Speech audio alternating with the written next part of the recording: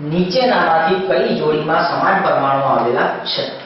મિત્રો અહીં આપણને 4 જોડીઓ આપેલી છે. દરેક જોડીમાં બે અણુઓ અથવા તો પદાર્થ આપણને આપેલા છે, જેમાં જે જોડીમાં પરમાણુઓની સંખ્યા સમાન થતી હોય એવો જવાબ આપણે શોધી કાઢવો છે. સૌપ્રથમ આપણે એ જોઈએ, જેમાં 16 ગ્રામ ઓક્સિજન અને 4 ગ્રામ હાઇડ્રોજન છે. મિત્રો સૌપ્રથમ આપણે તેના મોલ શોધીશું અને મોલને એવોગેડ્રો નંબર વડે આપણે ગુણીશું ત્યારે આપણને અણુઓની સંખ્યા મળશે અને આ સંખ્યાને તેના પરમાણુઓની સંખ્યા વડે ગુણીશું એટલે આપણને કુલ પરમાણુની સંખ્યા મળશે. બાળકો ઓક્સિજન માટે આપણે જોઈએ તો ઓક્સિજન અહીં આપણને 16 ગ્રામ આપેલા છે, જ્યારે તેનો અણુભાર 32 ગ્રામ છે. આથી તેના મોલ 16/32 થશે. તેને આપણે એવોગેડ્રો નંબર વડે ગુણીશું એટલે આપણને અણુની સંખ્યા મળશે અને ઓક્સિજનના એક અણુમાં પરમાણુ 2 આવેલા છે, માટે જ્યારે આપણે 2 વડે ગુણીશું ત્યારે આપણને પરમાણુઓની સંખ્યા મળશે. અને 16 × 32 એટલે 1/2 ગુણ્યા Na ગુણ્યા 2 એટલે 2 જશે, માટે પરમાણુઓની સંખ્યા અહીં ઓક્સિજનમાં થશે એવોગેડ્રો નંબર જેટલી. તે જ પ્રમાણે હવે આપણે હાઇડ્રોજનમાં શોધી કાઢીએ તો હાઇડ્રોજન 4 ગ્રામ આપેલા છે, તેને આપણે 2 વડે ભાગીશું કારણ કે હાઇડ્રોજનનો અણુભાર 2 છે. એવોગેડ્રો નંબર વડે ગુણીશું અને પરમાણુની સંખ્યા વડે ગુણીશું. આથી આપણને અહીં 4/2 એટલે 2 નું 4 થશે એટલે આપણને 4Na મળશે.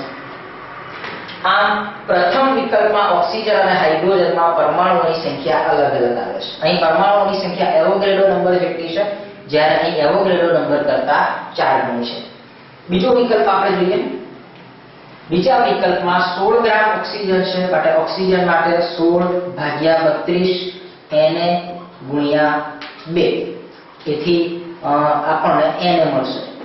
અને બીજો વિકલ્પ કાર્બન ડાયોક્સાઇડ છે, તો કાર્બન ડાયોક્સાઇડ માટે 44 ગ્રામ આપેલા છે.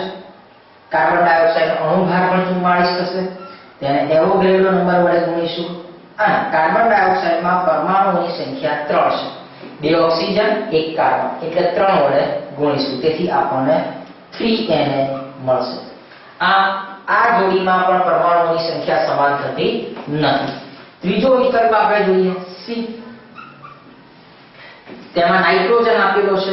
નાઇટ્રોજનના 28 ગ્રામ આપેલા છે, તેનો અણુભાર પણ 28 થાય છે. તેને એવોગેડ્રો નંબર વડે ગુણીશું એટલે Na અને પરમાણુની સંખ્યા વડે ગુણીશું 2 વડે, તેથી આપણને 2Na મળશે. અને એ જ વિકલ્પમાં ઓક્સિજન માટે આપણે ગણી લઈએ. 32 ગ્રામ ઓક્સિજન આપેલા છે, તેનો અણુભાર પણ 32 થશે, જેને આપણે એવોગેડ્રો નંબર વડે અને પરમાણુઓની સંખ્યા વડે ગુણીશું. આથી અહીં પણ 2Na થશે. આથી મિત્રો આપણે અત્યાર સુધી જે કહ્યું તેમાં વિકલ્પ C એવો વિકલ્પ છે જેમાં ઓક્સિજન અને નાઇટ્રોજન બંનેના પરમાણુઓની સંખ્યા સમાન આવે છે. ચોથો વિકલ્પ પણ આપણે ચેક કરી લઈશું, D, જેમાં 12 ગ્રામ કાર્બન આપેલા છે, માટે કાર્બન માટે આવું કહી શકાય 12 ગ્રામ, તેનો પરમાણુ ભાર 12 ગુણ્યા એવોગેડ્રો નંબર અને પરમાણુની સંખ્યા 1, તેથી એને આપણને કાર્બન પરમાણુની સંખ્યા એવોગેડ્રો નંબર જેટલી મળશે. ત્યારબાદ સોડિયમ આપેલા છે. સોડિયમ જેના 46 ગ્રામ આપેલા છે, તેનો પરમાણુ ભાર થાય છે 23 ગુણ્યા Na એવોગેડ્રો નંબર ગુણ્યા પરમાણુની સંખ્યા 1, 23 નું 46 થશે અને 2 × 2 એટલે આપણને 2Na મળશે. આ માત્ર વિકલ્પ C એવો છે જેમાં બંને જે ઉદાહરણ આપેલા છે તેમાં પરમાણુઓની સંખ્યા સમાન છે, તેથી આ પ્રશ્નનો સાચો ઉત્તર એ C છે.